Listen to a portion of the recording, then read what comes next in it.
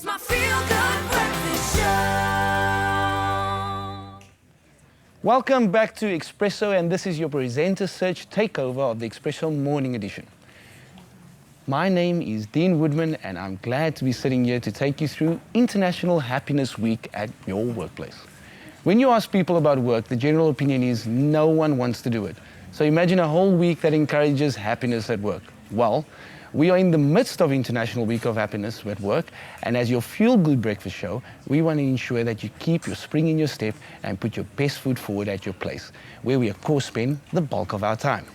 Joining us to share in the importance of this week and to share some techniques on keeping a smile on your face at work is the Managing Director at Kayos Casting Directors, Price-Lindsay.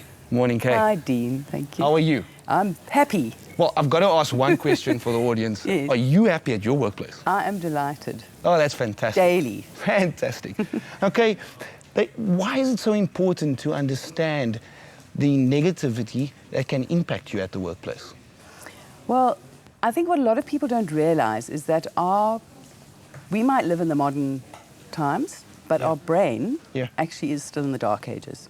Interesting. So we've got two brains, a limbic brain and we've got the prefrontal cortex. And the limbic brain was there for us when it scans the environment, looks for all the threats, all the problems, and it alerts you, and you're able to your body gets flushed with cortisol and you can run. Okay. So that's useful when there's a saber-toothed tiger or a mammoth. Or when you're driving? Yeah. Well, now, in modern times, the brain is doing the same thing exactly for driving, for an email, for a deadline, which is not a threat to the level that a saber-toothed tiger was, which is why you end up being stressed and traumatized at work. So we need to understand that between that something happening and our response to it is a gap. And in that gap, we have the power to make a difference. And in that choosing of how we respond in that gap, we find our happiness. But we need to train the brain to be able to do that. It's not going to happen naturally because we're hardwired for negative. Wow, so we actually need to train our brain for positivity. Absolutely. How would one do that? Okay, so there's lots of ways. Look, mindfulness and mindfulness training is a huge part of many, many businesses now. So that's meditation, breathing techniques. But there's a few that I also wanted to quickly share with you today. Okay, sure. So I've got a little book here, which is my happiness diary, okay? And a couple of three quick things you can do at work during the day if you're feeling stressed is pull out your diary and jot down 3 things that make you happy, that you're grateful for. So you just remember 3 things that make you grateful. It brings on the happiness chemicals into the brain. Right. Another one, which is really awesome, is to just journal an experience that happened yesterday that made you happy. Just 2 or 3 sentences. So have you got anything that, like yesterday, that you can remember that made you happy?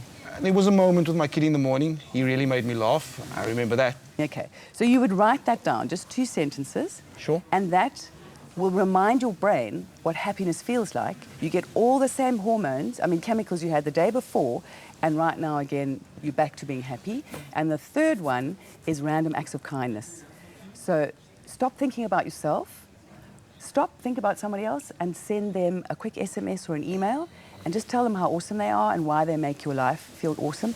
And watch what happens to your brain, their brain, and happiness is back in today's world, I think people will think that's strange, right? You're just sending a random SMS saying, hey, how are you? Hope you're good. But they really appreciate it. Oh, sorry. Okay, there you go. Sorry. Yeah, but they really appreciate it. You'll see. It's a wonderful trick. Well, Kay, you're going to take us through some mindfulness techniques focused around breath work that will help us center our minds and help the viewers to center their minds and achieve objectives of joyful working. Yeah. So I'm going to be your guinea pig, and I think we should do this. Okay. So I'm going to just do one exercise, and this is actually from Google's mindfulness training, which is called SIY, Search Inside Yourself. And this is a mindfulness breathing exercise for your head, body, and heart. Wow. Okay, so if you could get straight back. Right. Take a nice big breath in and let it out. In your first breath, you're going to breathe in to your head. And you're going to think about, as you breathe in and out, you're just going to notice the thoughts that are in your body at the moment.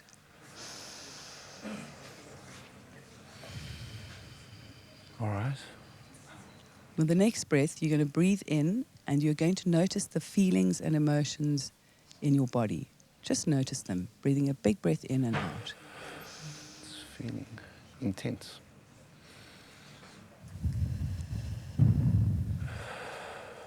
And the third one, you breathe into your heart, into your intuitions. And as you breathe out of that, you ask, what's the next best thing to do today?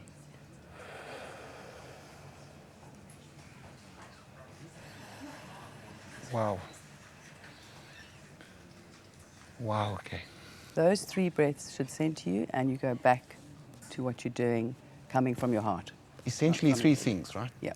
Heart, breath, Heart, body, head, body, heart. head, body, heart. Wow. That's one of many.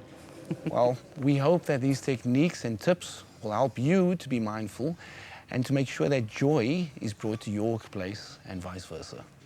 Thank you. Thank you.